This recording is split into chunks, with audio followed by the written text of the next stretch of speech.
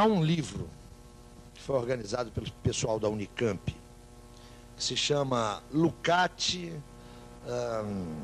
um Galileu do século XX, onde há vários textos de alguns estudiosos de Lukács, nem todos lucasianos, mas tem um texto do Sérgio Lessa, um texto do Carlos Nelson, um texto do Wolfgang Leomar, um pequeno texto meu, e mais, é uma coletânea. Isso é resultado de um seminário que foi realizado na Unicamp em 1993, organizado pelo Ricardo Antunes e por uma professora cujo nome falta. Não, era uma professora, Cristina, Valquíria Rego.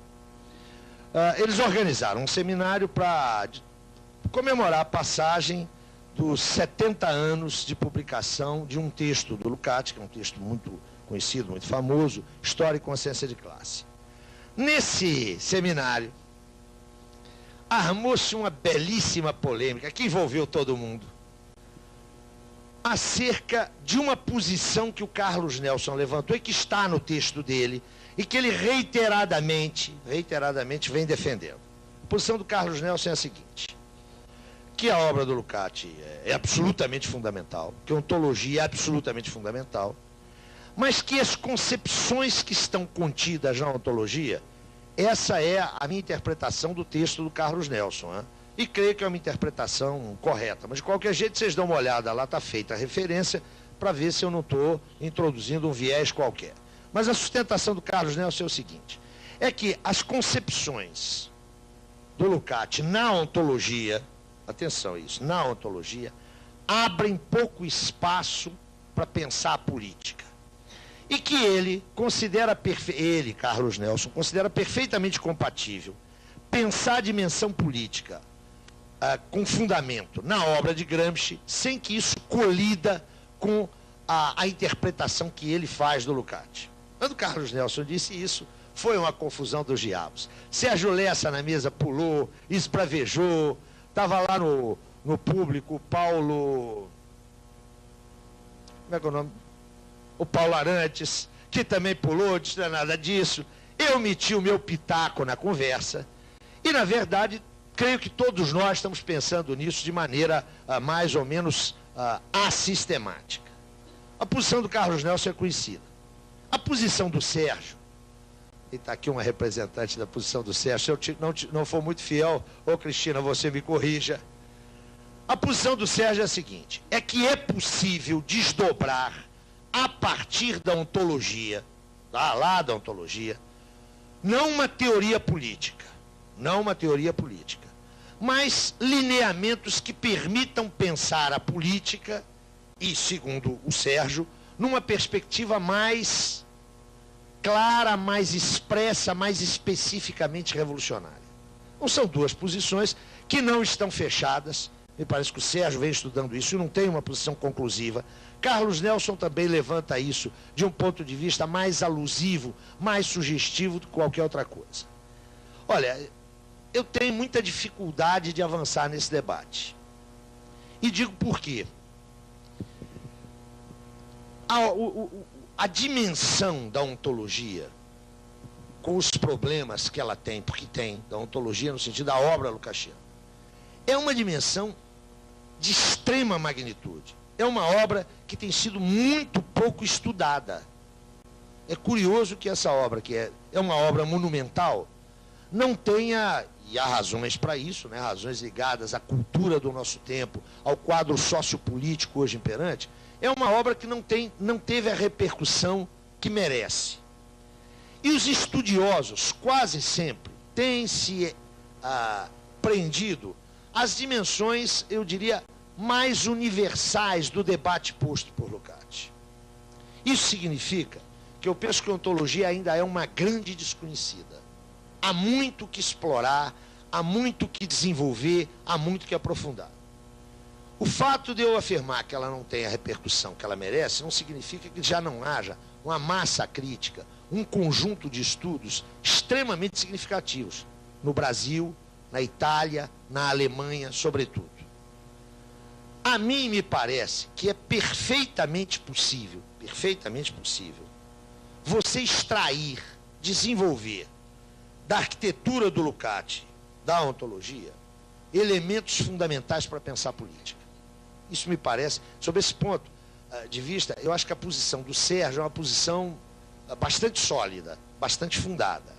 Agora, isso é só o princípio, porque isso ainda não foi feito. Correto? Esse é o primeiro ponto da tua questão. O segundo é a tua, eu acho que ela é legítima, afirmação, ou sugestão, ou alusão de que, por um lado, você vai para um caminho reformista, por outro lado, você vai para uma outra via. Eu tomaria um certo cuidado com isso, pelo seguinte. Há muitos anos atrás, eu defendia uma posição que hoje eu tomo cuidado com ela. A posição que eu defendia era a seguinte. De uma certa posição teórica, deriva necessariamente uma certa orientação política. Me parece que é um pouco a sua posição, ou pelo menos um pouco a sua hipótese. Eu hoje já não sustento mais isso. Vamos ver se a gente se esclarece. Eu estou convencido que posições teóricas sempre têm implicações políticas. Isso para mim é indiscutível. Mas não é para mim indiscutível que uma posição teórica leve a uma orientação política. Tá claro? Então eu vou repetir. Uma primeira postura é a seguinte. Uma concepção teórica tem implicação política e dela deriva necessariamente uma orientação política. Eu já defendi isso durante muito tempo. A outra é a seguinte. Toda posição teórica tem implicações políticas, mas dela não deriva necessariamente uma orientação política. Eu não vou esclarecer a primeira, porque a sua, parece que a sua, já foi a minha. Eu vou esclarecer essa minha postura de hoje. É casual que quando você olha para pensar só no campo da tradição marxista, mas isso vale também para a tradição liberal, hein? Atenção. É casual que ao longo de um século de debate marxista, toda uma série de coincidências teóricas não se tenha refletido em coincidências políticas.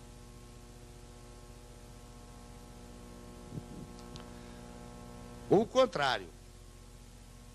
A análise que Lenin faz do imperialismo não é a análise de Rosa. Não é. Diferente. E, no entanto, eles tinham uma absoluta coincidência teórica acerca do caráter da revolução na Europa Ocidental. Tiveram divergências acerca de como modelar a estrutura política da Rússia soviética, divergências bastante conhecidas, né? A posição acerca da Assembleia Constituinte, etc. Mas a concepção de processo revolucionário era a mesma. Notem, partindo de uma interpretação do capitalismo monopolista que era muito diferente. E o contrário a gente observa. Vejam a crise de 68 na Europa e nomeadamente na França. A análise da economia europeia na segunda metade dos anos 60 era a mesma no interior do Partido Comunista Francês e no interior do Partido Comunista Italiano. E as posições, as respectivas posições políticas foram bastante diferenciadas. O que eu quero dizer com isso é que, se no domínio da teoria o debate se dá em cima da pertinência das categorias envolvidas, da coerência da argumentação invocada e das implicações para a articulação teórica como um todo, sistemática, no campo da ação política, o sistema de mediações que perpassa a intervenção política a escolha de objetivos estratégicos, a opção por determinados meios de intervenção, esse sistema de mediações é muito mais complicado, muito mais cheio de determinações, de conjuntura, que a mim me impedem de dizer que uma posição teórica implica em uma posição política. Vocês acham isso muito complicado?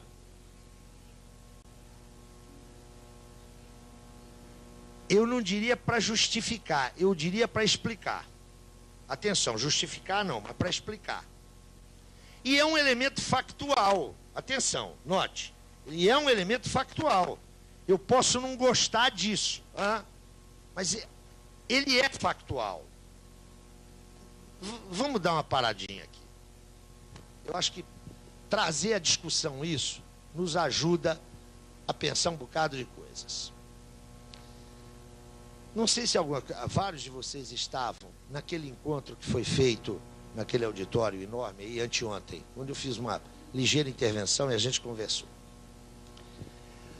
Alguém perguntava ali, chegou uma pergunta à mesa, que eu passei muito por alto por ela. Você sabe que num debate massivo como aquele, o tratamento é tratamento à machadada, não tem jeito de ser diferente.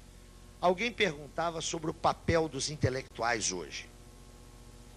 Eu fiz lá uma consideração muito rápida e toquei para diante. Aproveitei para soltar umas farpazinhas, né, que são tarefa de ofício, mas não avancei nisso. Dei uma olhada na configuração hoje política dos intelectuais. A gente pode começar pelo Brasil, mas isso não se restringe só ao Brasil, não, por favor, hein? Atenção, não se restringe só ao Brasil. Vocês observaram um deslocamento na segunda metade dos anos 80, da segunda metade dos anos 80 para diante, e fortíssimo nos anos 90, de certas preocupações interventivas das ciências sociais. Ninguém mais fala em socialismo, ninguém mais fala em revolução, ninguém mais fala em exploração, ninguém mais fala em classe social. Hoje a discussão é democracia, cidadania, ampliação participativa, negociação. É evidente que há aí, de um ponto de vista objetivo, uma enorme capitulação dos intelectuais. Há uma rendição dos intelectuais. Se a gente fosse trabalhar com exemplos paradigmáticos, nós íamos sair daqui hoje absolutamente desolados e desconsolados, não é? É célebre, eu não sei se é verdade, ele nega, mas é célebre a afirmação atribuída a Fernando Henrique, saindo da Fiesp, dizendo o seguinte: esqueçam o que eu escrevi. Eu não sei se isso é verdade, mas se não é vero, é bene trovato. Por quê? Porque isso se aplica para 99% dos intelectuais que vocês conhecem. É só pegar o que os caras escreveram, disseram e pronunciaram há 15 anos atrás ou há 10 anos e olhar o que eles estão fazendo hoje. Estou cansado de conhecer hoje intelectual pós-moderno que há 10 anos atrás argumentava longamente para o caráter mistificador da pós-modernidade.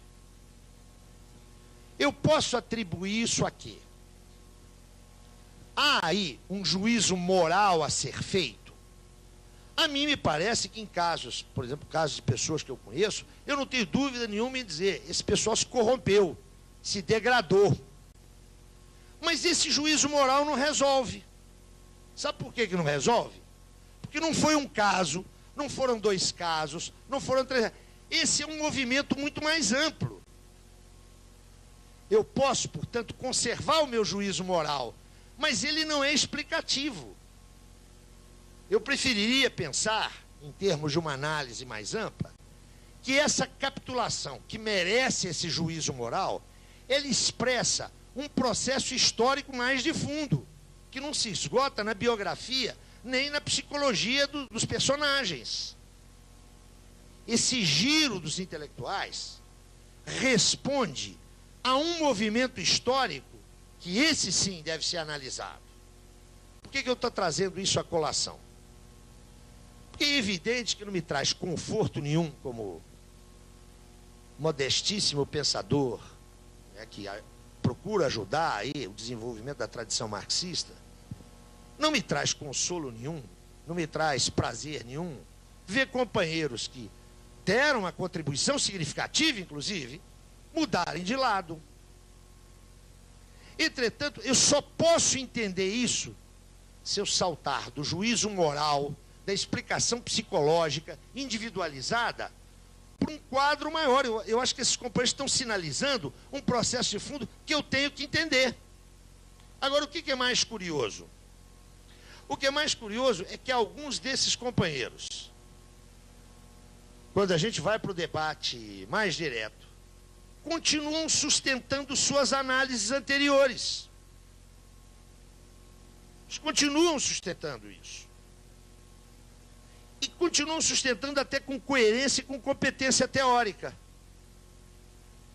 O que me leva, mais uma vez, a dizer que é um fenômeno da vida.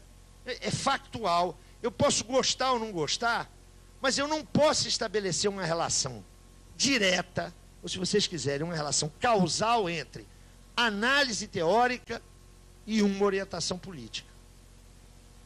Mas nota, isso é um terreno um bocado escorregadio. Eu estou dando aqui rigorosamente uma opinião. Mas eu chamaria a tua atenção para trabalhar isso com um certo cuidado, que é a segunda parte da tua segunda questão. Oi. Oi?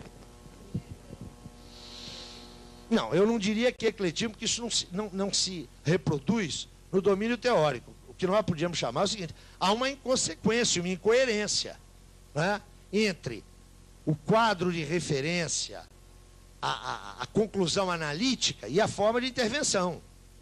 Eu disse, mas veja, Guga, eu não tenho dúvida disso.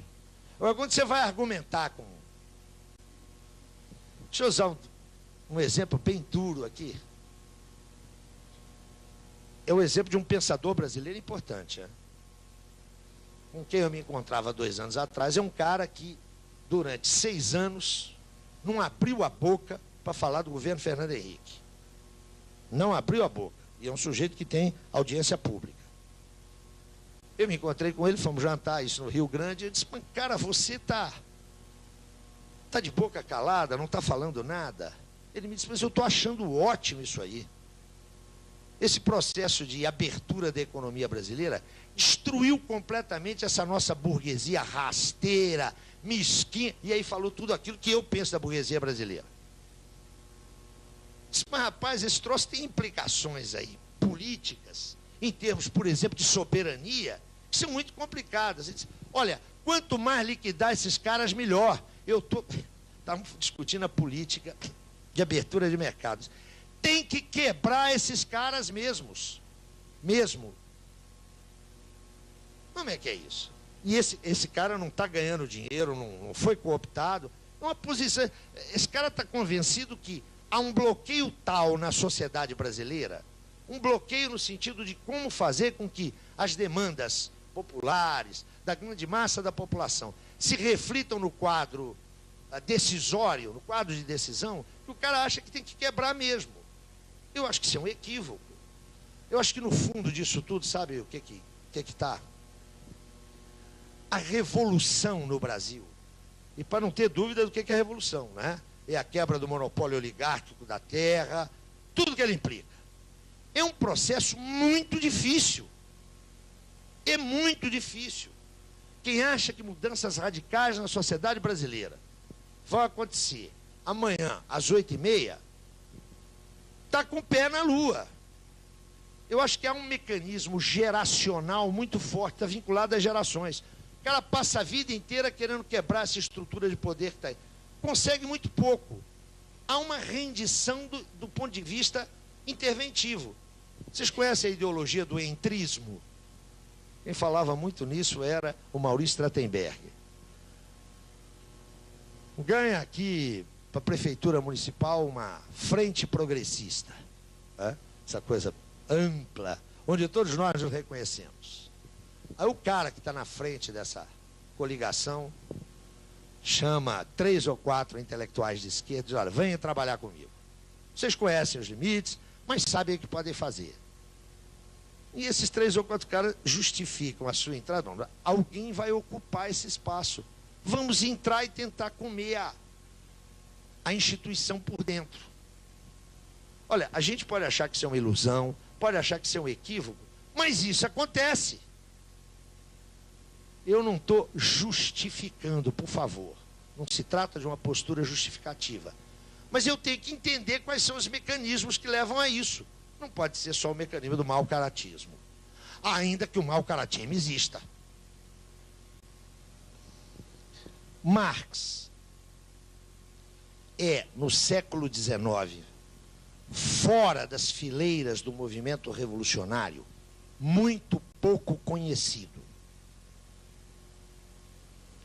Ao contrário de uma certa mitologia marxista, Marx é muito pouco conhecido. Do ponto de vista de influência sobre o movimento operário, influência real, as ideias de Marx só começam a incidir no período da Segunda Internacional. Vocês se lembram que Marx, juntamente com Engels e outros protagonistas do movimento operário, criam, em 1864, a Associação Internacional dos Trabalhadores. Esse é seu nome oficial. A AIT, Associação Internacional dos Trabalhadores, que vai ser dissolvida pelo próprio Marx na década de 70, logo depois da derrota da Comuna Parisiense. Em 1889, na comemoração do primeiro centenário da Revolução Francesa, dirigentes socialistas e operários criam a Internacional Socialista. Esse é seu nome oficial, Internacional Socialista, que existe até hoje, não é? De uma maneira, imaginem que fazem parte da Internacional Socialista hoje Felipe Gonçalves, Mário Soares, Leonel Brizola, o PT, todo mundo está hoje na Internacional Socialista. Mas a Internacional Socialista, criada em 89, vai ser conhecida posteriormente como Segunda Internacional. Ela viverá uma crise grave a partir de 1914, e em 1919, em Moscou, os bolcheviques criam a Internacional Comunista, que vai ser conhecida como Terceira Internacional, da qual, num processo de fratura, na polêmica entre Stalin e Trotsky, dessa polêmica vai surgir, criada por Trotsky em 1938, já no exílio, a Quarta Internacional, que continua a existir, tem existência, meus amigos trotskistas, que aliás são muitos, que me desculpem, mas ela tem uma existência residual, embora tenha um forte impacto intelectual. Pensem que figuras como Mandel, o maior economista marxista da segunda metade do século XX, sempre esteve ligado à Quarta Internacional. Um brasileiro muito conhecido, que vive na França, que é Michel Lévy, também tem ligações com a Quarta Internacional. As ideias de Marx começam a chegar no movimento operário pela mediação da Segunda Internacional. É a Segunda Internacional que leva Marx, de fato, para o conhecimento das massas operárias. Para vocês terem uma ideia do isolamento de Marx antes da Segunda Internacional, basta relatar o seguinte fato. Marx morre em Londres em 1883. Os jornais ingleses só noticiam a morte de Marx 3 dias depois, e da seguinte maneira: chega um telegrama de Paris dizendo o seguinte: nesta capital, ou seja, Paris, repercutiu muito a morte, há dias atrás, do pensador e revolucionário alemão Karl Marx, residente em Londres. Dá para ter uma ideia do isolamento de Marx? Mesmo no século XX, até a Segunda Guerra Mundial, a tradição de Marx não entrava nas universidades. O pensamento marxista não se constituiu academicamente. Quando é que Marx começa a ser tratado como um grande pensador? é no âmbito da Segunda Internacional. Caramba, isso não escreve mais.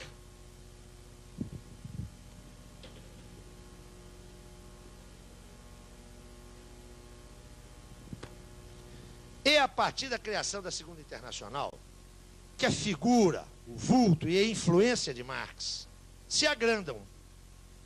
A Segunda Internacional é de 89. Aqui, ó, por volta de 1881, começa a circular a palavra marxismo. Já lhes relatei aqui que o surgimento da palavra e o que ela significava irritaram profundamente a Marx. Tudo indica que o criador dessa palavra, não há estudos etimológicos rigorosos, mas tudo indica que tenha sido Kautsky, que, como vocês sabem, foi um dos grandes dirigentes da Segunda Internacional. O fato é que o pensamento da Segunda Internacional, que não era um pensamento único, havia divergências no interior da Segunda Internacional, mas havia um núcleo temático, havia um núcleo de ideias dominante na Segunda Internacional. Esse núcleo de ideias concebia esta coisa aqui como uma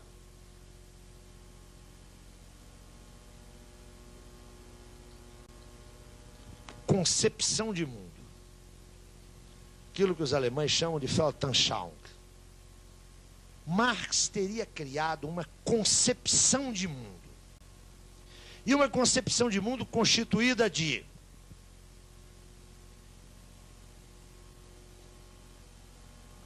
uma ideologia, um conjunto de valores, um verdadeiro ethos que caracterizaria o universo cultural proletário e socialista.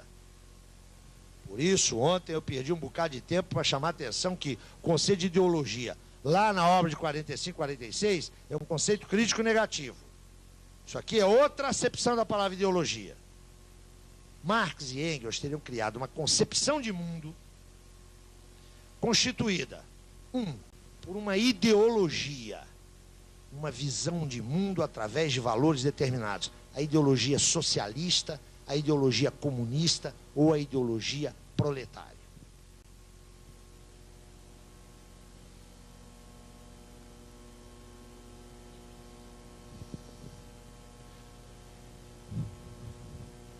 Conjunto de valores, de fins, de objetivos, que demandaria uma prática política para a sua realização.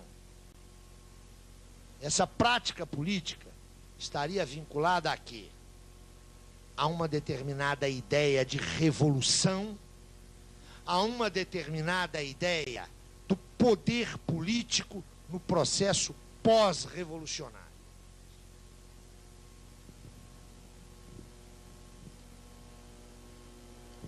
Mas, sobretudo, essa concepção de mundo estaria assentada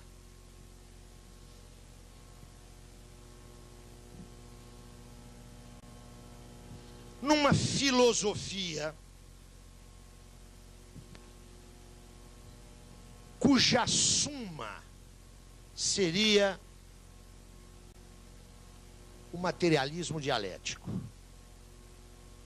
O materialismo dialético seria uma espécie de fundamento filosófico geral para aquela ideologia, para aquela prática política. O materialismo dialético seria uma espécie de ontologia geral. Os princípios do materialismo dialético seriam a chave para a compreensão do ser, não é do ser social, hein? Do ser em todos os tempos.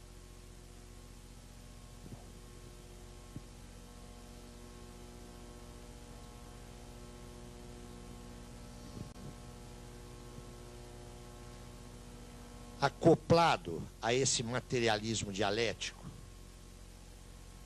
estaria o materialismo histórico, que seria a aplicação dos princípios do materialismo dialético ao ser social, à história, à sociedade. Também como uma chave de explicação de todas as sociedades.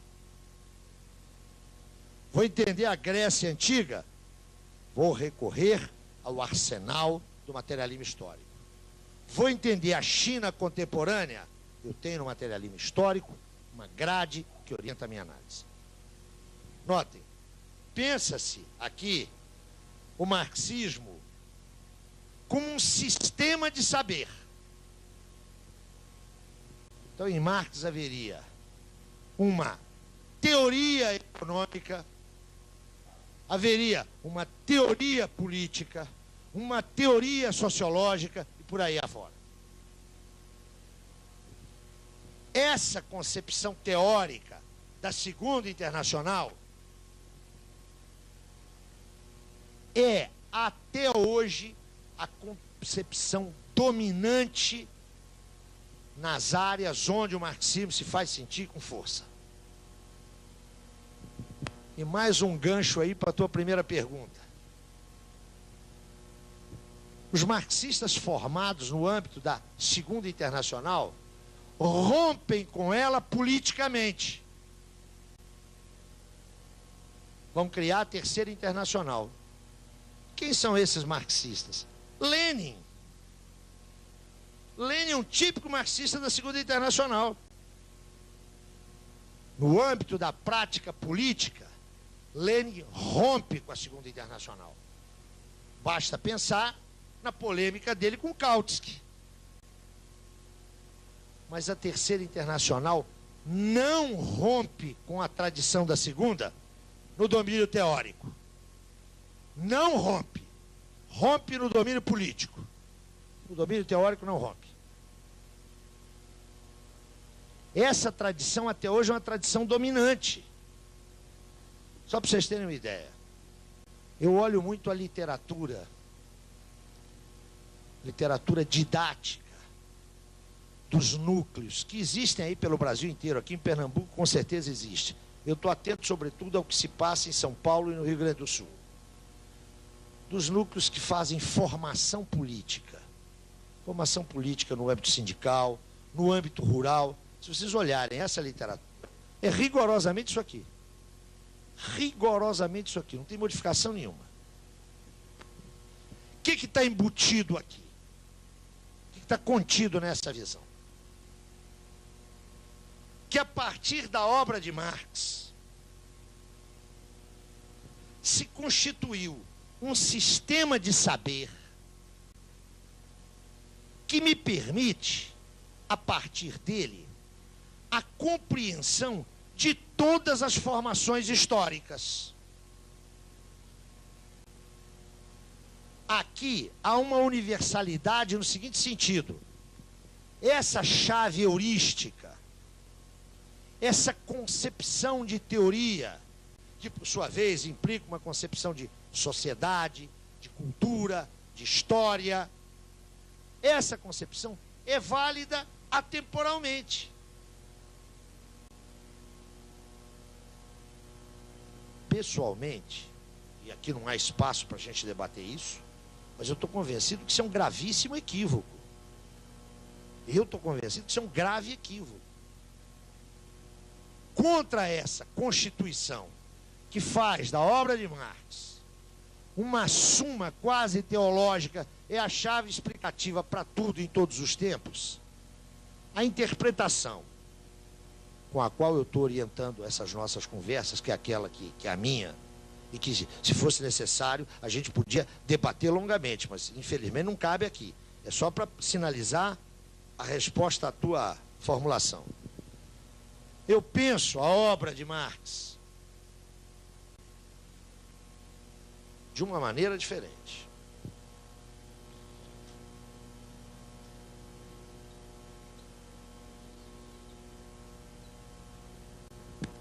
penso que Marx constrói uma teoria social. E uma teoria naquele sentido lá, que a gente já viu. Como nós determinamos também o objeto de Marx, a ordem burguesa, lembram-se? O que Marx me oferece a mim é uma teoria social do mundo modelado e comandado pelo capital. É isso que Marx me dá. Entretanto, bom, e nesse sentido, atenção, nesse sentido, as categorias marxianas são absolutamente universais. Universais no âmbito do mundo do capital. Tá claro? Com isso, meus amigos, eu estou dizendo o seguinte: sabe quando é que Marx vai ser superado? Quando o mundo do capital for uma lembrança na memória da humanidade. Aí Marx vai para o museu. É universal no marco do mundo do capital. Tá claro? Mas é óbvio que Marx não constrói isso a partir do nada. Nós lembramos aqui que Marx faz recorrências às sociedades pré-capitalistas para poder compreender a emersão da sociedade capitalista. Marx faz, poucas é verdade, mas faz, projeções para além do capitalismo. É que a construção dessa teoria social, que eu insisto, na minha modesta ótica, só vale para compreender o mundo do capital. A construção dessa teoria supõe um conjunto de conhecimentos que não pode, se quiser dar sustentação sólida a essa teoria, que não pode fazer referência apenas ao mundo do capital. Por exemplo, quando Marx situa o trabalho como suporte do processo de constituição e desenvolvimento da socialidade, do ser social, ele está se ancorando, se apoiando numa formulação que não é válida só para o mundo do capital. E assim outras que estão contidas lá no debate lá dos manuscritos 44. Estas assertivas, estas afirmações, estas determinações, elas não estão restritas ao mundo do capital. Se você quiser, eu não diria que elas têm uma universalidade maior, mas elas percorrem, elas são transhistóricas, notem, não são nem supra nem ahistóricas, estão encharcadas de história, mas elas são determinações que acompanham e se desenvolvem nas diferentes épocas históricas. Neste sentido, é evidente que há determinações descobertas por Marx que transcendem largamente o marco do mundo do capital. Sem elas, teria sido impossível elaborar o conhecimento do mundo do capital. E seguramente, não sei se é possível falar isso, mas eu ainda me atrevo, seguramente elas se manterão como determinações, se forem verdadeiras, como determinações da socialidade para muito além do mundo do capital. Vou dar um exemplo, né? A noção do homem como ser objetivo. Isso não diz respeito ao mundo do capital. Isso diz respeito à estrutura antropológica humana. Em qualquer sociedade, qualquer que seja ela, haverá o trabalho. Qualquer sociedade. Note, essa determinação é uma determinação, eu diria, transhistórica. Né? Ela percorre a história, porque ela é fundamento da história. Né? Nela assenta a própria possibilidade da história se constituir, se desenvolver, se realizar. Então eu diria que nós devemos distinguir esses dois níveis. É uma forma de, primeiro, encontrar um caminho alternativo para essa visão aqui que me parece insustentável. Né? Embora seja até hoje a visão dominante. Só para vocês terem uma ideia, a gente já falou aqui várias vezes de Lukács, né? Numa das suas obras mais importantes, que é a Estética, no prefácio que ele faz em 62 ou 63, Lukács continua trabalhando com essa noção aqui, ó, de materialismo dialético e de materialismo histórico. Está lá. Nós não estamos falando um pé rapado, nós estamos falando de Lukács. Esse caminho aqui me parece atender à compreensão dos limites da teoria social marxiana. Os limites dessa teoria são do mundo capital, os seus fundamentos não. O ser social é específico. E onde é que está a especificidade dele? Ele implica teleologia, sem a qual o trabalho é impensável. E quem fala em trabalho e teleologia fala em liberdade. Essas duas categorias, teleologia e liberdade, só existem no ser social. E, portanto, Lukács vai problematizar toda a tradição marxista que vem lá do Engels, da relação entre dialética da natureza e dialética da sociedade. Não é? O que o materialismo dialético supõe? Que você tem processos de mesma natureza cortando o conjunto do ser. Olha, se o Lukács sustenta que é só no ser social que você tem a possibilidade da teleologia e da liberdade, como é que eu tenho a mesma dialética operando na sociedade e na natureza? Eu acho que isso é um problema. Mas olha, nós não vamos resolver, nem eu, nem você, nem todos nós vamos resolver isso.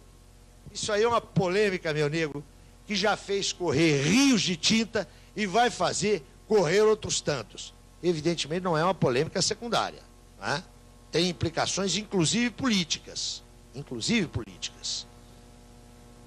mas que a gente não pode avançar aqui. De qualquer jeito, me pareceram que as tuas questões eram de interesse geral, na medida em que permite, inclusive, clarificar um pouco mais o tipo de direção que eu dou às minhas exposições, que é essa aqui e não essa aqui. Eu vou colocar um problema para vocês, um pequeno problema. Eu não vou resolver não, hein? Mas só para mostrar como é que a gente tem que se mover com muito cuidado. Um dos mais importantes críticos literários ingleses deste século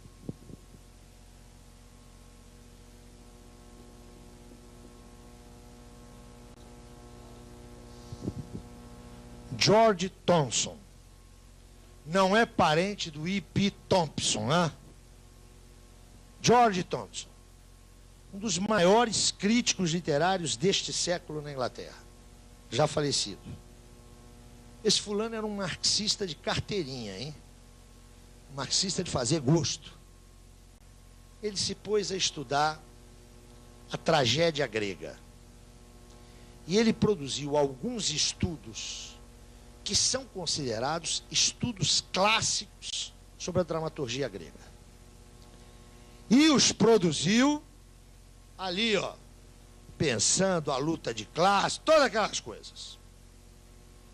Eu li Thompson e aprendi muito.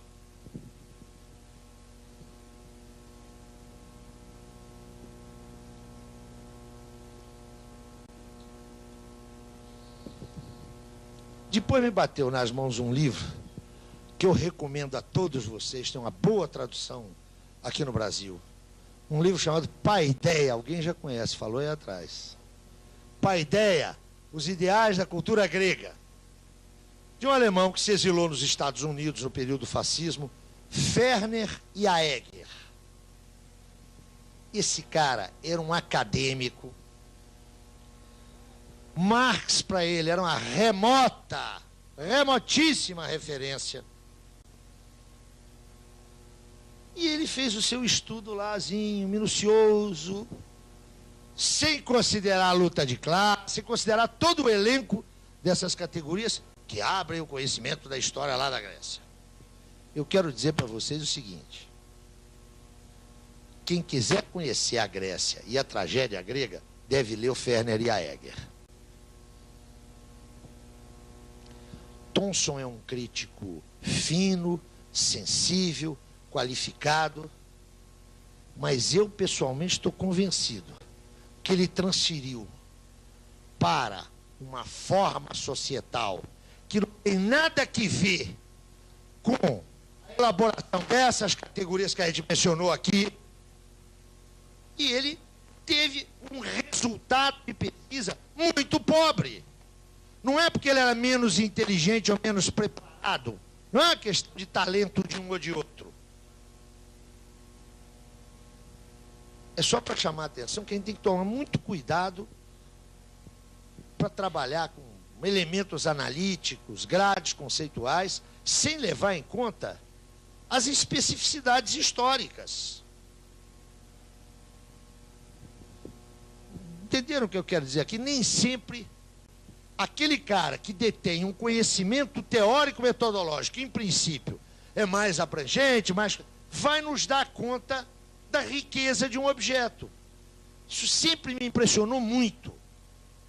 Por que um cara que não tem nenhuma relação com o marxismo consegue apreender a riqueza, o movimento da cultura grega melhor que o marxista? Não pode ser uma questão de inteligência, mais qualificado ou menos. Até porque Thomson era um grande crítico. Me parece que se a gente não tiver muito cuidado com o trato teórico-metodológico e não referenciá-lo a um objeto, a gente pode cometer alguns equívocos. Vai um pouco no sentido da observação que você fazia, tem que tomar um certo cuidado com isso. Olha, eu digo para vocês uma coisa. Para mim é indiscutível, que a parcela maior da história da humanidade se deu dinamizada através das lutas de classe. Mas até aí é muito pouco, é preciso saber como é que isso se dá. Esses mecanismos não podem ser os mesmos em sociedades de estruturas tão diferentes. Se a gente começa a fazer disso a norma para explicar a aorta, calos e calosidades, o câncer no esôfago, a gente acaba por pasteurizar a história e perder aquilo que é o essencial, que não é a sua continuidade, é a sua diferencialidade.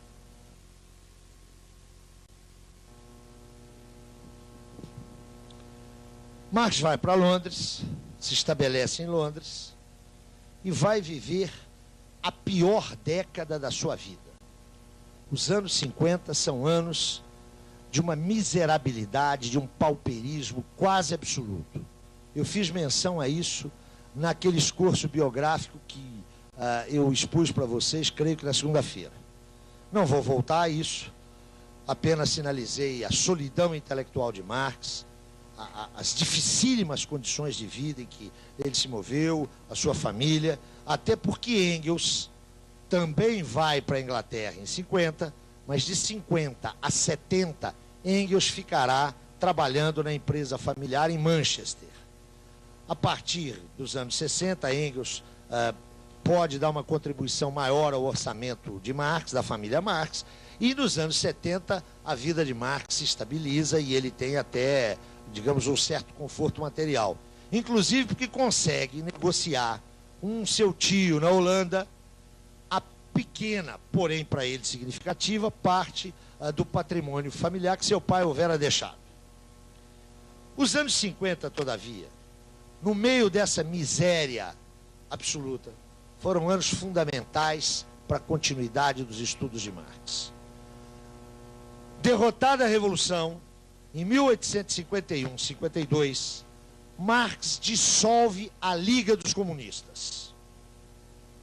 Aquela liga, que adquire esse nome lá em 47, para a qual ele e Engels redigem o Manifesto do Partido Comunista, e que tem um protagonismo significativo no processo revolucionário de 48, essa liga é dissolvida em finais de 1851, princípios de 1852. Marx passa a se dedicar exclusivamente aos seus estudos. Ele vai publicar bastante nessa década, mas serão publicações pouco significativas do ponto de vista teórico. Serão matérias para jornais. É preciso que vocês situem os jornais dessa época, né? Não tinha o caráter dos jornais de hoje, até pela lentidão das comunicações comparativamente a hoje. Os jornais eram muito mais formativos do que informativos. Marx vai escrever para jornais do continente europeu, vai escrever para jornais americanos, vai se informar muito de política internacional, e de todos os textos que ele vai publicar nesse período, um merece um destaque especial.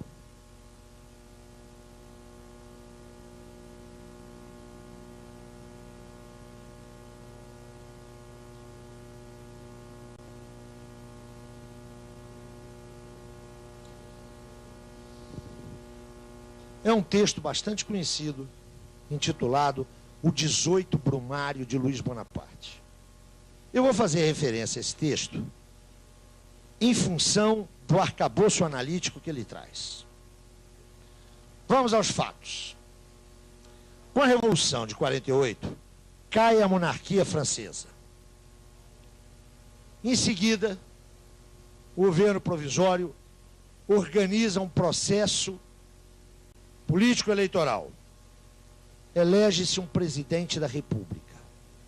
O presidente da República eleito é um descendente direto de Napoleão Bonaparte. É Luiz Napoleão. Figura extremamente, como é que eu vou dizer? Configuração de Luiz Bonaparte seria aquilo que hoje, modernamente, nós chamaríamos de um escroque. Vocês conhecem a palavra? Escroque usa, não, né? Um vigarista, um mistificador, um quadrilheiro. É isso que esse fulano era. Fulano chega ao poder por via eleitoral na sequência do fracasso da Revolução de 48. Se elege presidente. E em dezembro de 1851, gostaria que vocês prestassem atenção na cronologia, porque ela é importante. Em dezembro de 51, salvo erro, a 2 de dezembro, ele, invocando um preceito constitucional, decreta o estado de sítio. Suspende as garantias individuais. E inicia um processo, inclusive com a utilização de corpos francos, ou seja, de aparatos paramilitares, um processo de intimidação, de terrorismo sobre lideranças populares. O estado de sítio teria duração de 1 ano, até dezembro de 52. Um jornal americano pede a Marx uma análise do evento de dezembro de 51. Ou seja, os olhos do mundo estavam postos na França, que fora cenário da irrupção revolucionária, da queda do império, da constituição de uma república, e pedem a Marx que faça uma matéria, uma reportagem para jornal, acerca da decretação do estado de sítio. Marx escreve entre dezembro de 51 e janeiro de 52. É muito importante situar essa cronologia. Ou seja, Marx escreve na sequência imediata da decretação de estado de sítio, nos 2 primeiros meses. Prepara o seu texto e envia com o título de O 18 Brumário de Luiz Bonaparte. Daqui a pouco eu volto ao texto. Ao longo do ano de 52, quando o texto de Marx já estava escrito, prossegue o processo de quase que de terrorismo estatal comandado por Luiz Bonaparte.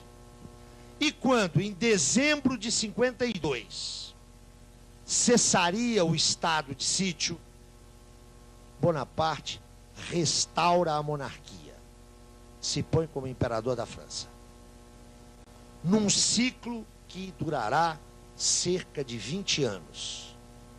É com Luiz Napoleão que a França vai atravessar a década de 50 e a década de 60. Ele só vai cair quando da derrota frente à agressão prussiana em 1869.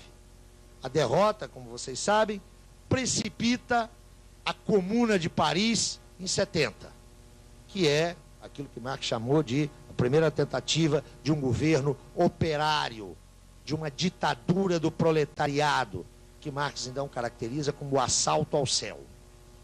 Cai aí o Império Francês e instaura-se uma república que vai ficar conhecida como Terceira República. Por que Terceira República? A primeira foi a Jacobina.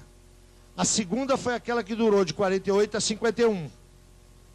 A Terceira República, que se inicia em 1870, vai durar até a invasão alemã em 1940. A República, que advém da libertação em 44, 45, é a Quarta República, que, como vocês sabem, vai desaparecer sob um golpe de Estado em 58, em maio de 58, do general de Gaulle, que cria a Quinta República. Quem acha que golpe de Estado só acontece nas repúblicas bananeiras está enganado. Na França, em 58, houve um, né? Quem acha que eleição fraudada é só na Bolívia, dá uma olhadinha ali para o nosso irmão do Norte, o grande irmão do Norte, há menos de 2 anos atrás. Bom, Marx está lá em Paris, está lá em Londres, e está com os olhos postos em Paris.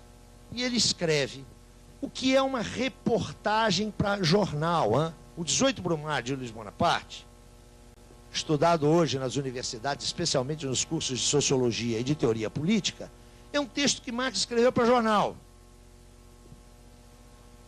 Por que ele pôs esse título, o 18 Brumário de Luiz Bonaparte? Vocês sabem que a Revolução Francesa, no seu período de auge, do seu período jacobino, trocou inclusive os nomes dos meses. Marx vai fazer um paralelo entre a restauração imperial de Bonaparte, desse Bonaparte anão, desse Bonaparte o pequeno, com a restauração imperial lá de 1804, do grande Napoleão.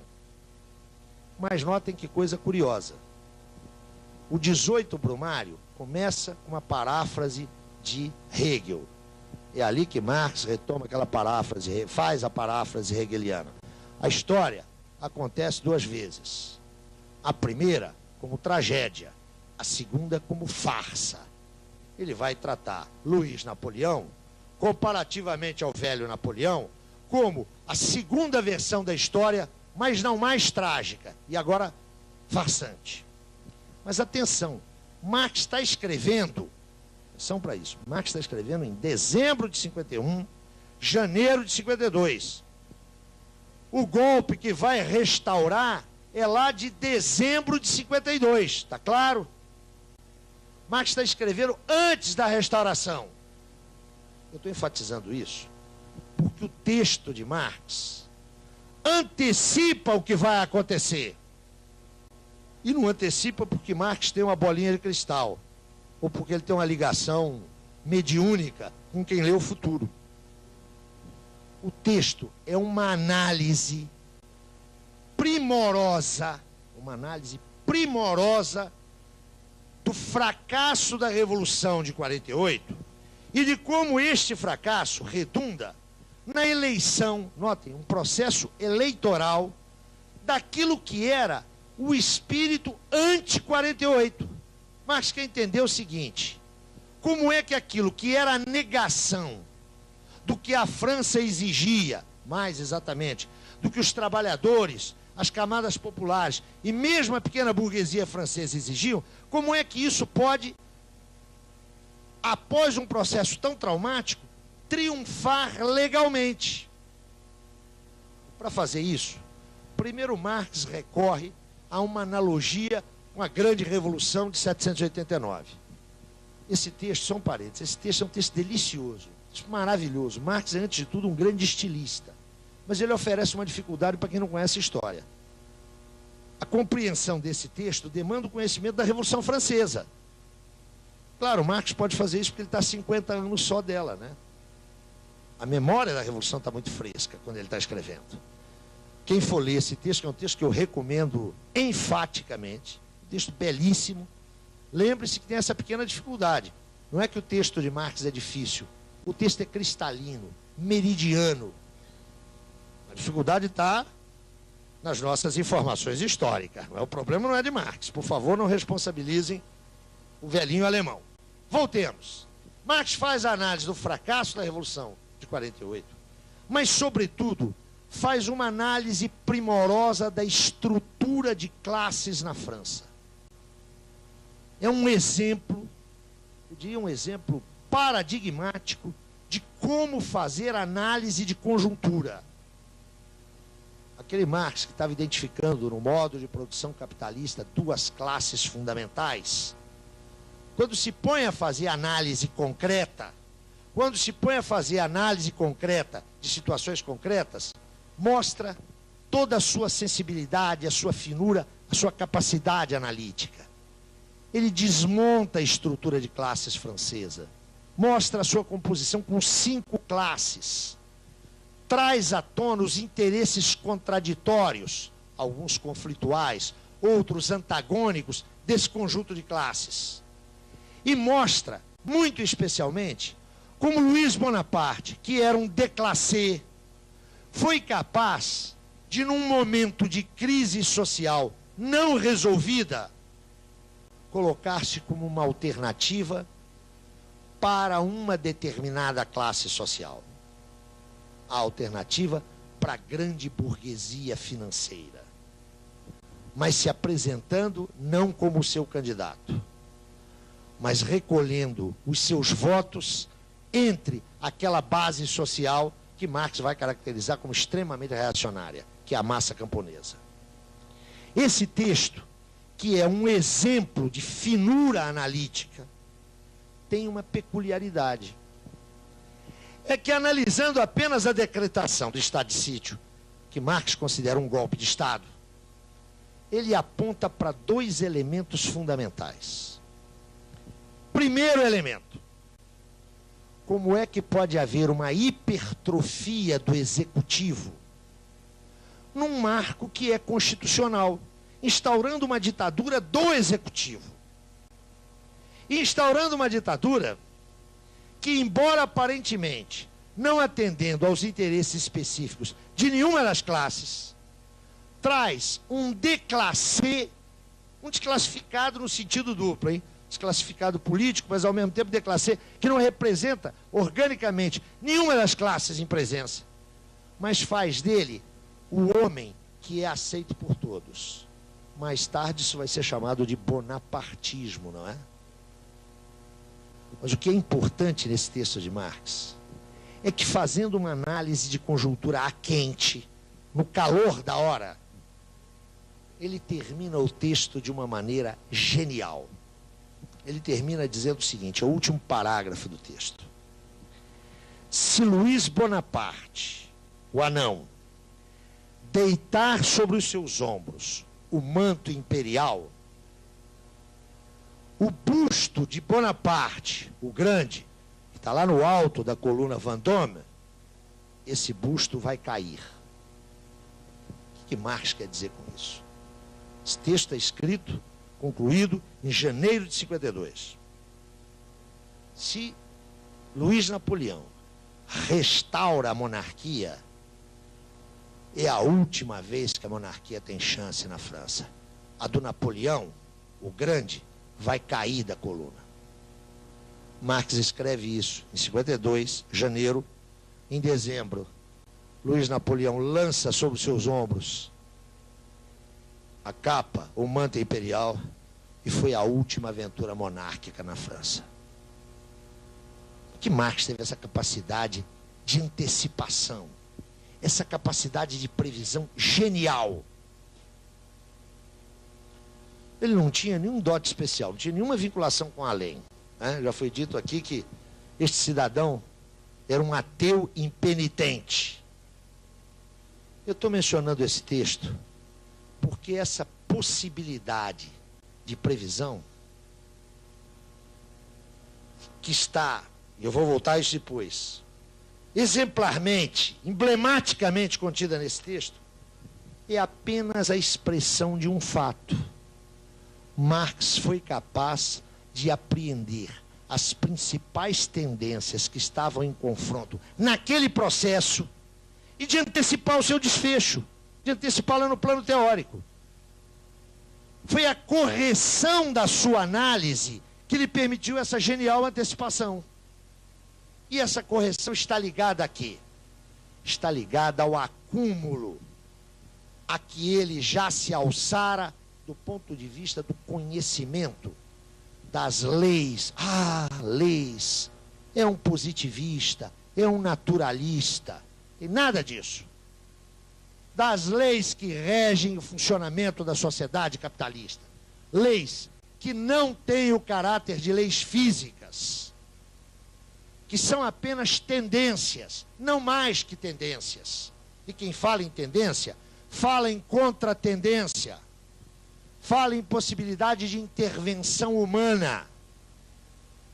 Marx já chegara a um conhecimento da dinâmica capitalista e tinha uma tal percepção política rigorosa, arguta, porque pensava a política como expressão de interesses de classes e franjas de classes. É isso que lhe permitiu essa antecipação genial. Eu recomendaria enfaticamente esse texto a vocês, né? Quando todo mundo diz que assistente social, e o público aqui é majoritariamente assistente social, o assistente social precisa fazer análise de conjuntura, em vez de ficar dando aula de análise de conjuntura, pega esse texto e o estuda. É um texto belíssimo. É nesse texto que estão aquelas duas passagens famosíssimas, não é? A primeira que é essa, que é uma paráfrase de Hegel, a história como a tragédia, como farsa, e aquela outra. Fundamental, eu diria que é o próprio coração da política de Marx.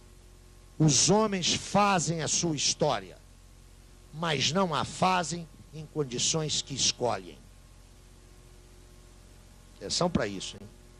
Os homens fazem a sua história, ou seja, são autores da história, mas não fazem a história em condições que eles mesmos escolhem. Portanto, eles são também, simultaneamente, atores da história. Autores e atores. Esse texto é um texto brilhante. É o texto que eu diria mais significativo de Marx nesse período. Por quê? Porque Marx está estudando. Os 6 primeiros anos de Marx na Inglaterra são anos de estudo intensivo. São anos em que Marx está pesquisando, está se informando, está revisando suas ideias. Até que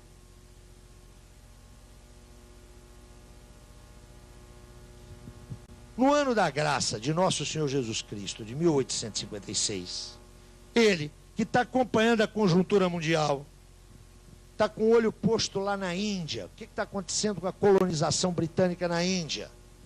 Está acompanhando os conflitos na Espanha.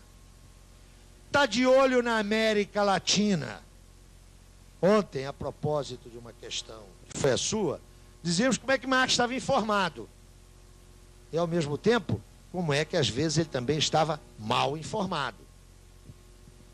Aqui, ó, em 56, observando o ciclo periódico capitalista, Marx observa que é iminente uma crise econômica de proporções continentais. E observa mais, que esta crise abre as possibilidades para a retomada do protagonismo revolucionário. É retomada mesmo. A derrota de 48 estava fresquinha. Ele se dispõe, então, aqui, ó, em 56, antecipando a crise que viria e que acabou por vir, ele se dispõe a buscar uma sistematização dos seus estudos. Escreve ele a Engels: a crise se avizinha, teremos uma ofensiva, um novo afluxo do movimento operário, e é necessário socializar os conhecimentos que nós temos sobre o modo de produção capitalista. Como é que funciona essa sociedade? Olha lá o fundamento do manifesto. Não basta um programa revolucionário, é preciso fundamentá-lo teoricamente. Diz Marx: agora, mais do que nunca, eu preciso de publicar o meu livro.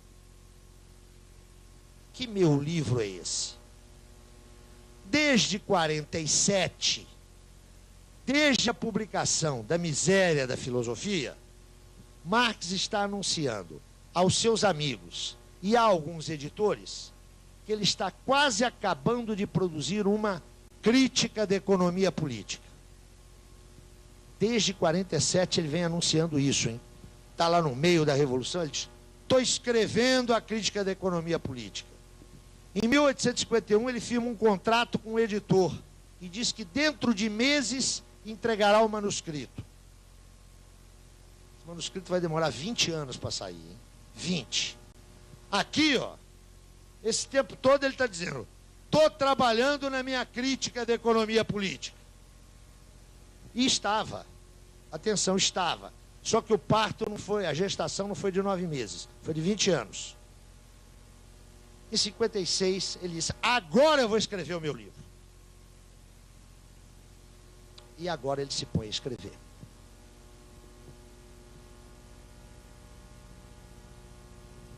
De meados de 1857 a finais de 1858, durante 3 semestres, Marx trabalha febril e intensivamente.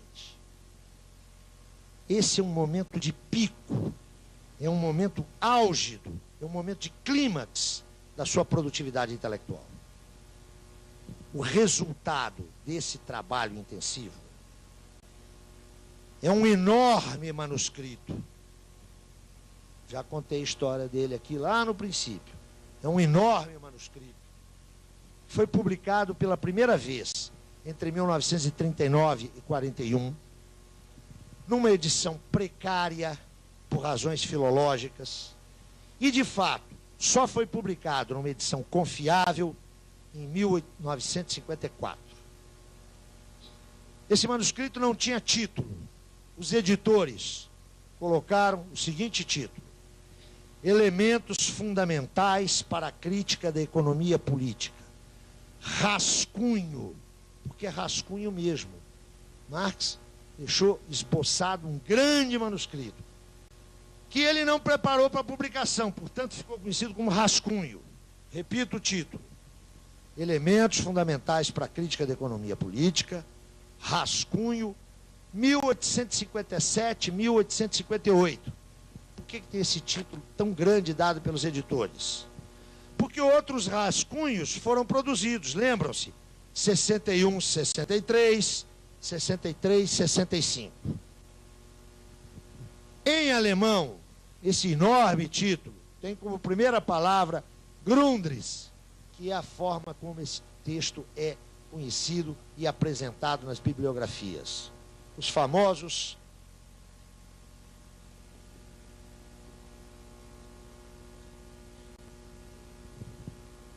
Grundrisse. Esse material marca, e esse é o ponto que tem que ficar fixado aqui hoje, nesse segundo tempo do nosso trabalho, marca um momento fundamental na reflexão marxiana.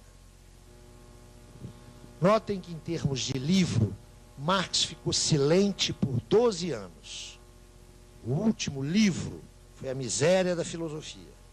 Ele publicou muita coisa, hein? Publicou intensivamente, mas livro é só o que vai sair aqui em 1859, com o título de Para a Crítica da Economia Política. Conforme algumas traduções que circulam no Brasil e em Portugal, Contribuição à Crítica da Economia Política. Mesmo livro. É um livro editado e publicado em 1859. Mas o Marx avisa: isso que eu estou dando à luz, isso que eu estou publicando, estou trazendo ao público, ainda não é a minha crítica da economia política. Daí o título, Para a Crítica da Economia Política. É apenas uma resenha, um resumo dos resultados a que tenho chegado até agora. Aguarde o leitor para breve a publicação da minha crítica da economia política. Este texto aqui contém algumas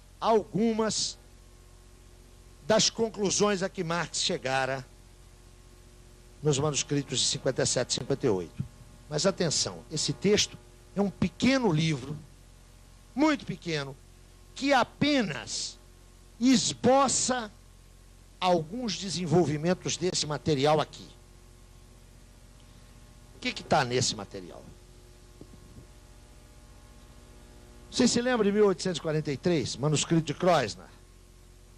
Espero que lembram, foi só terça-feira. A memória de você não pode ser tão ruim assim. Marx está dando um balanço no que fez e no que tem que fazer na vida, né? Terminou lá sua graduação em filosofia, foi ter experiência jornalística, quebrou a cara, está indo para a França, está interessado em política. Eu quero entender o Estado que está aí. Vai lá no Hegel que diz, olha, o Estado é o princípio de fundamentação racional da sociedade civil. Marx, influenciado lá pelo nosso amigo Feuerbach, diz nada disso. Isso é aquela mesma inversão que o Hegel fez lá atrás. Essa inversão está aqui. Para entender o Estado, eu tenho que compreender a sociedade civil. Ponto. Não sabe avançar além disso. Vai para Paris, encontra-se com três figuras, o movimento operário socialista, Engels, a economia política, saca que é por aí, diz, olha, eu tenho que compreender a sociedade civil e vou compreendê-la através da crítica da economia política. E começa a estudar a economia política. Lá em 43, 44. Tem toda a experiência intelectual e política que eu tentei recapturar de maneira muito esquemática aqui nessas nossas conversas. Aqui, ó, eu tenho a conclusão desses 15 anos de pesquisa. Nesses manuscritos, o que Marx faz é a síntese crítica de todo o seu percurso. De todo o seu percurso. E com um diálogo intensivo com os clássicos da economia política. Esse enorme manuscrito, em termos de páginas impressas, cerca de 1.300 páginas impressas, 1.400.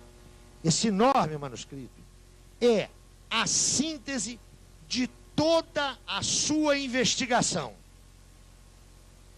Neste sentido, atenção, esses manuscritos são um ponto de chegada. É aqui, ó, a que Marx se alça como resultado da sua intervenção política, da sua prática revolucionária e da sua investigação teórica.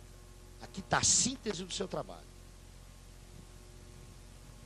Notem vocês que o nosso amigo Marx está com 40 anos de idade. Não é? Nasceu em 1818.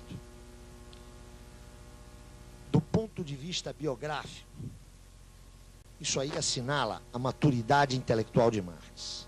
Os 10 anos seguintes vão configurar o apogeu da sua elaboração intelectual. Os anos que vão de 57 a 67 são os anos mais criativos, mais geniais de Marx. Esse período aí, entre 57 e 1867, vocês já sabem que em 1867, enfim, ele cumpre a sua promessa, ele publica a sua crítica da economia política, né? É o Capital 1, mas notem que ele também cumpriu só parcialmente a promessa, só saiu o Capital 1. Esses 10 anos são o arco temporal onde Marx realiza as suas mais geniais descobertas. Sob esse aspecto, notem, esses manuscritos são o ponto de chegada de Marx. Aqui, ó, depois de quase 15 anos de pesquisa, o cara diz, eu sei isso. Mas atenção, eles são um ponto de partida. É a partir daqui que Marx vai reencetar a sua análise do desenvolvimento capitalista. Aqui, ó, além da síntese crítica, está o programa que vai dar no Capital. Aqui está o programa que vai dar na pesquisa do Capital.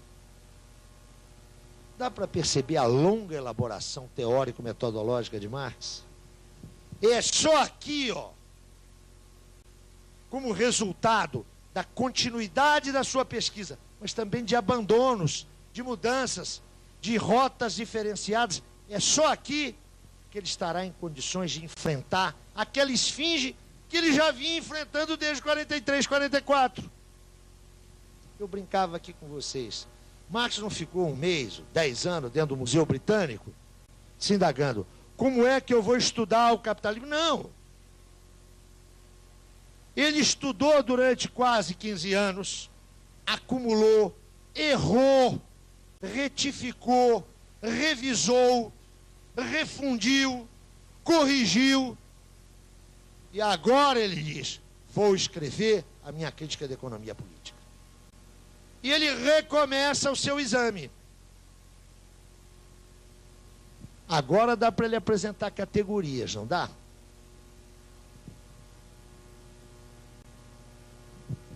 Como é que funciona o nosso doutorado? O nosso não, o doutorado de todo mundo. Você apresenta um projetinho, né? Título, justificativa, problematização. E aí, procedimentos metodológicos. Quais categorias você vai utilizar? Ora, se eu tivesse categorias, eu já conhecia o objeto. A não ser que eu vou aplicar categorias, não é? Eu tenho um monte de categorias ali no armário, olho o objeto, vou lá e tiro e meto a etiqueta. Eu chamaria a atenção, porque deste texto, eu selecionei uma parte que é exatamente a introdução, para que vocês lessem. Se vocês observarem essa introdução, está ali um projeto de pesquisa. O sujeito se sentou, a partir da decisão de 56, e escreveu aquela introdução. Se lembram como é que começa a introdução? Já deviam ter lido, hein? O ponto de partida é, naturalmente, a produção material. O objeto é a produção material. Lembram-se disso? Lá adiante ele vai falar as categorias. A categoria trabalho. É claro que ele pode falar sobre isso. Porque ele não está pegando uma categoria e está aplicando. É resultado disso aqui, ó. 43, 44, 1857, 58. É aqui, em 1857, 58, que Marx está prontinho para escrever. Prontinho uma ova, né? Escrever esse conjunto de manuscritos, mais os de 61, 63, os de 63, 65, e aí começou a preparar o primeiro tomo do Capital, que sai em 67.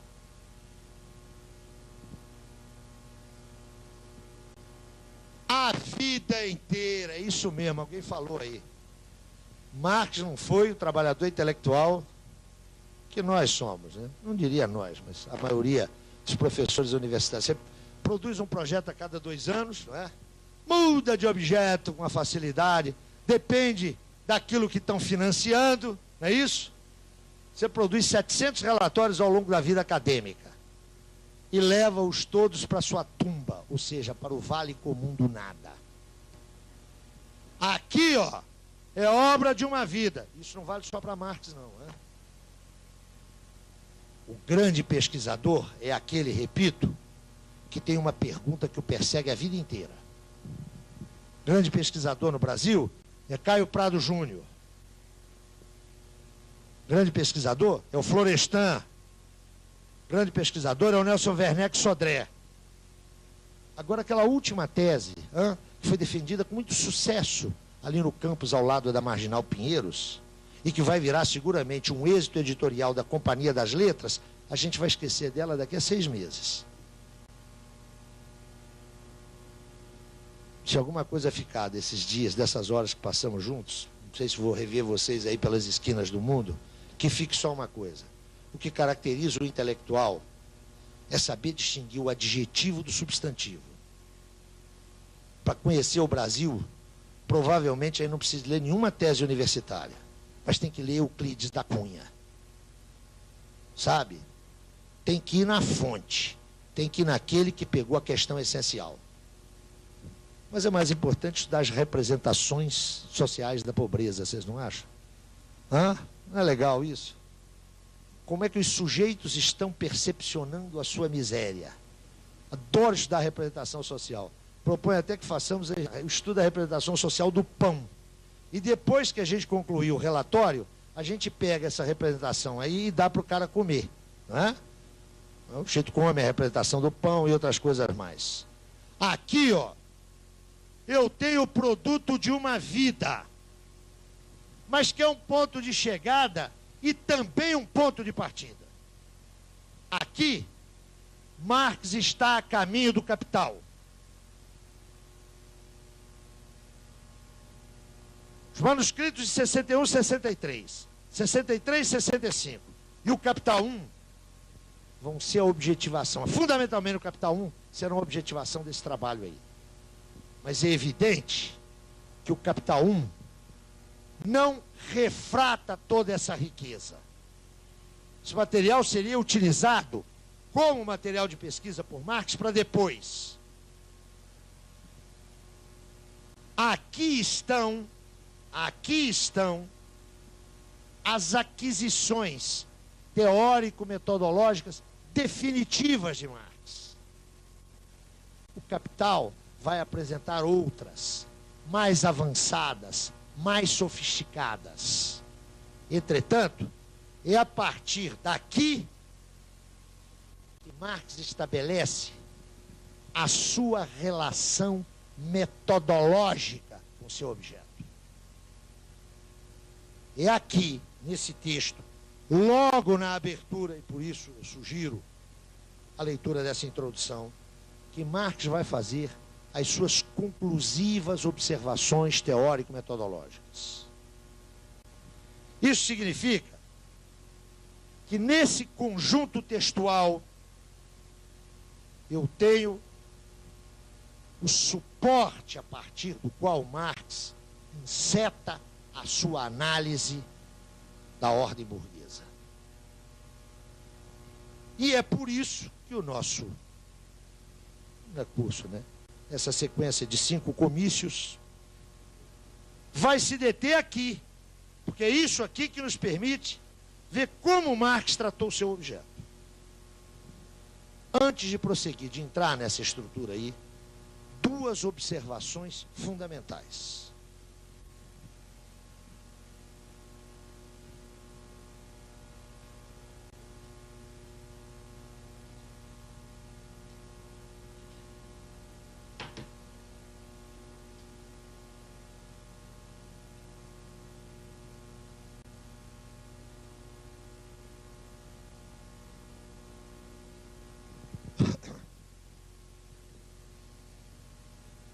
Eu disse aqui,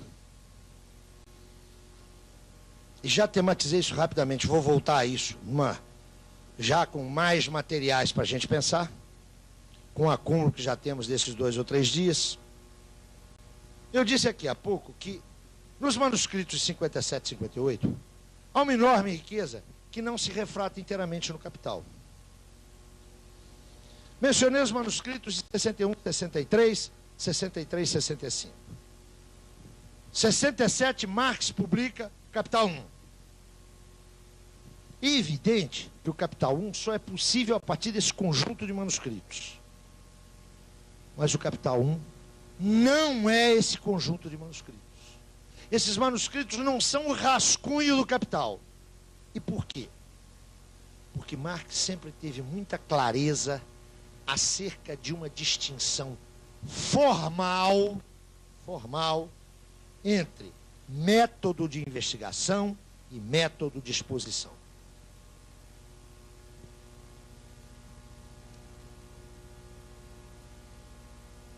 Quem tem prática de orientação, de dissertação e de tese, sabe, ou pelo menos devia saber, como essa distinção é essencial. Eu vou passar esse elemento prático acadêmico logo em seguida. Marx dizia o seguinte: o método de investigação não é o método de exposição, do ponto de vista formal. Por quê? Diz Marx, quando eu estou investigando, eu quero me apropriar do meu objeto. Claro que eu quero me apropriar do meu objeto. O que é teoria para Marx? Reprodução ideal do momento. O sujeito quer se apropriar das determinações do objeto. Eu quero aprender essas determinações. aprender a sua estrutura. Eu quero aprender o seu movimento. Eu quero aprender o seu modo de ser. Que eu não sei. Será que é isso mesmo? Claro, não é? Quando é que eu me ponho a fazer pesquisa? Quando é que eu me ponho a fazer investigação? Em circunstâncias muito precisas, não é? Primeira circunstância. Eu considero que um fenômeno ou um processo é novo. Não há massa crítica em relação a ele. Ele é ignorado. Me ponho a investigá-lo. Primeira hipótese. Segunda hipótese. Há processos que já são conhecidos, mas a massa crítica em relação a eles me parece insuficiente. O conhecimento existente não dá conta deles. Então, eu quero investigar para reduzir essa distância entre o conhecimento e o processo. Ou terceira hipótese. A massa crítica em relação a um fenômeno ou processo me parece não insuficiente, mas me parece falsa, errônea, equivocada. Então eu vou investigar para corrigi-la. Só se investiga nessas três condições. Isso é verdade? Não, não é. Isso é verdade em termos de produção de conhecimento. Mas nós já vimos aqui que ninguém nasce pesquisador. Qualifica-se o pesquisador, forma-se o pesquisador. O que são as nossas monografias de fim de curso? Eu já dei uma pancada aqui no orientador que diz que o menino que está no 10º, 12º, 13º período está produzindo conhecimento. Está produzindo conhecimento coisa nenhuma. Raramente isso acontece. Ele está reproduzindo conhecimento. Mas isso é importante. Ele tem que aprender a fazer isso.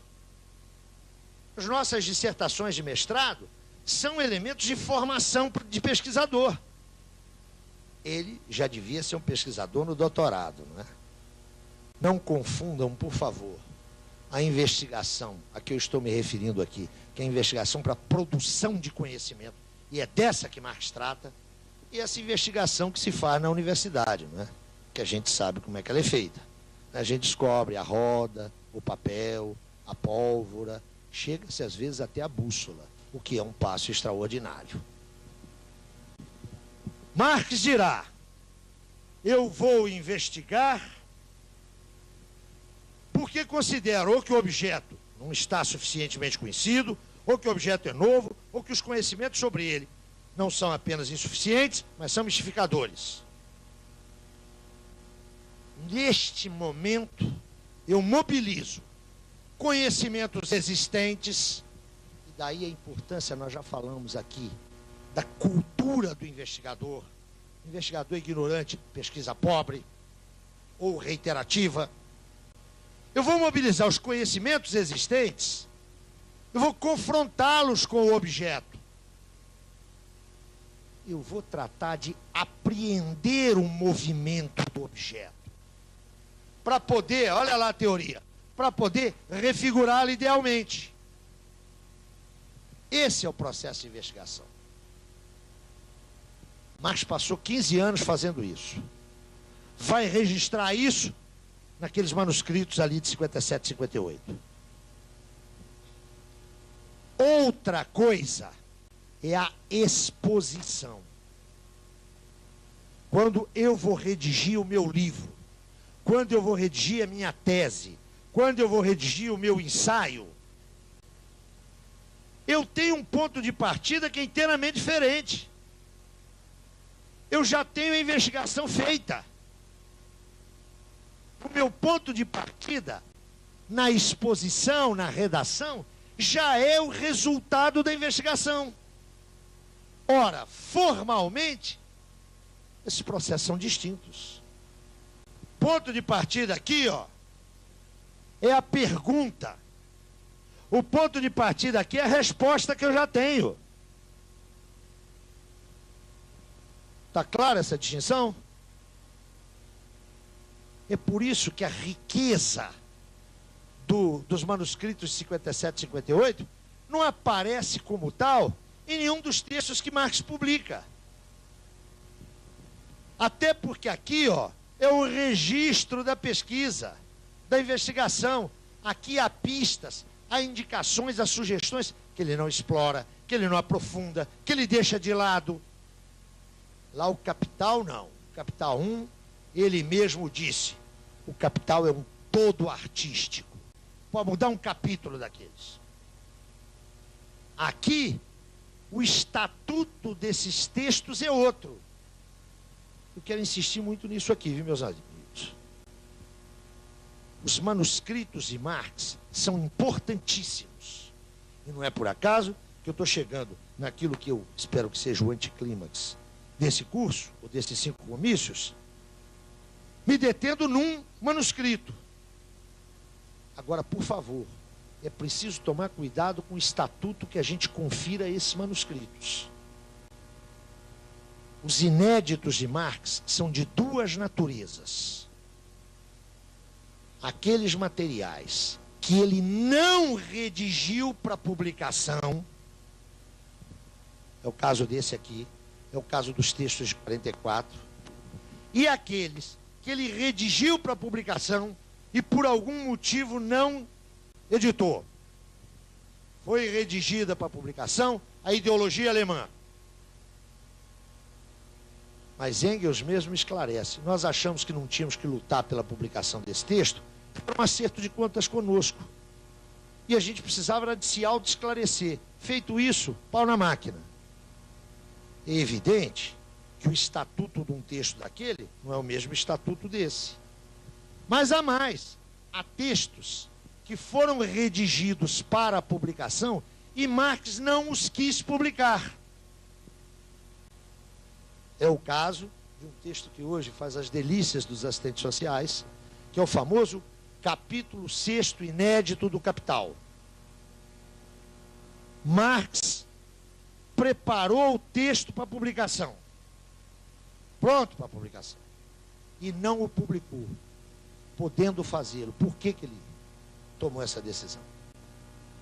Isso não significa que nós não atentemos para os manuscritos e os inéditos. É claro que eles são importantes. Por isso que eu estou me detendo nesse texto aqui. Ele é importantíssimo. Mas, por favor, eles não podem ser tratados com o mesmo estatuto. Há que considerar que ninguém melhor do que o próprio Marx pode falar sobre sua obra.